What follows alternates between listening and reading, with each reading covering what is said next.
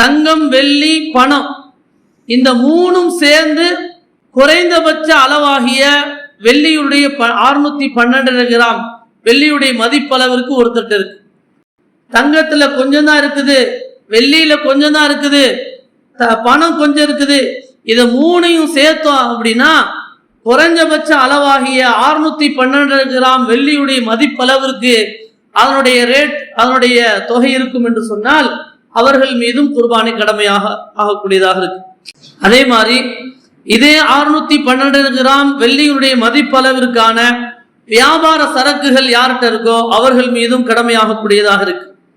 அதே மாதிரி தாங்கள் குடியிருக்கின்ற வீடு அது அல்லாம கூடுதலான வீடோ கூடுதலான கட்டிடங்களோ யார்கிட்டாவது இருந்தா அவர்கள் மீதும், அதே மாதிரி தாங்கள் பயன்படுத்துகின்ற வாகனங்கள் தன்னுடைய தேவைக்காக பயன்படுத்துகிற வாகனம் அல்லாத கூடுதலான வாகனங்கள் யார்கிட்ட இருக்குதோ அவர்களும், வீட்டில் இருக்கக்கூடிய பாத்திரங்கள், நாம் பயன்படுத்துகின்ற பொருட்கள், அது நமக்கு தேவையான பொருட்கள், அத்தியாவசியமான தேவைகள் போக மேல்மிச்சமாக ஆடம்பரமாக எவைகளெல்லாம் நாம் கூடுதலாக வைத்திருக்கிறோமோ, விருந்தாளிகள் வந்தால் பயன்படுத்தலாம், அது என்ன கொஞ்சோன்னு தட்டு இருக்கலாம்.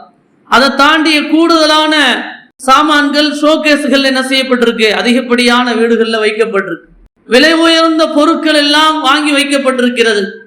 அத்தியாவசிய தேவையை தாண்டிய ஆடம்பரமான பொருட்கள் வாங்கி வைக்கப்பட்டிருக்கிறது.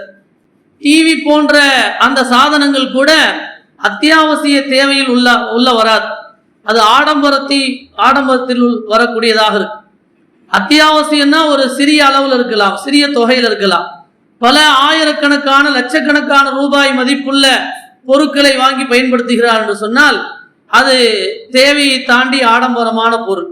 அப்ப தேவைக்கு அவசியமான பொருட்களை தாண்டி ஆடம்பரமான கூடுதலான பொருட்களாக நாம் எவைகளெல்லாம் வைத்திருக்கிறோமோ அது எல்லாத்துடைய மதிப்பு அந்த வெள்ளியினுடைய 612 கிராம் வெள்ளியுடைய மதிப்பளவிற்கு இருக்கும் என்று சொன்னால் அவர்கள் மீது குர்பானி கொடுப்பது கடமை என்ற சட்டம் வருகிறது.